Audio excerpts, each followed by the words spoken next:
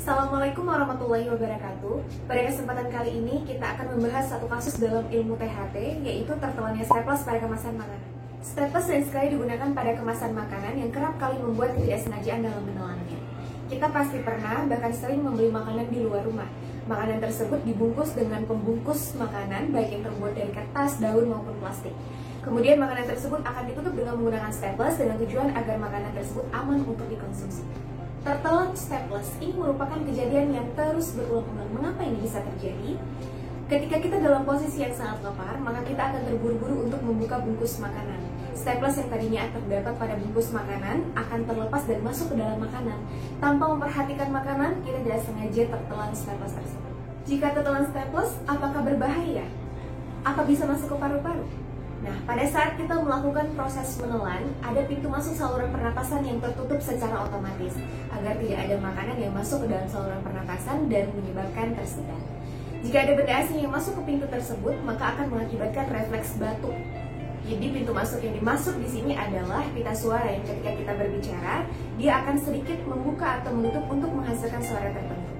Benda asing dalam hal ini adalah staples yang terbuat dari besi.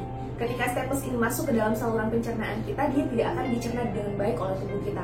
Sehingga dalam beberapa hari dia akan keluar dalam bentuk yang sama. Kemungkinan staples ini untuk mencederai atau melukai usus kita itu jauh lebih besar dibandingkan dengan staples tersebut masuk ke dalam saluran pernapasan. Bagaimana jika staples tersebut tersangkut di tenggorokan? Ketika staples tersebut tersangkut di tenggorokan, jelas akan membuat rasa tidak nyaman pada penderitanya. Dan kebanyakan dari mereka justru akan lebih takut untuk makan dan juga minum. Sehingga mereka akan datang ke dokter spesialis THT untuk memeriksakan diri. Seperti pada kasus berikut ini, seorang pasien perempuan tidak sengaja tertelan staples pada pembungkus makanan. Staples tersebut tersangkut di tenggorokan sehingga membutuhkan beberapa alat khusus untuk mengeluarkannya.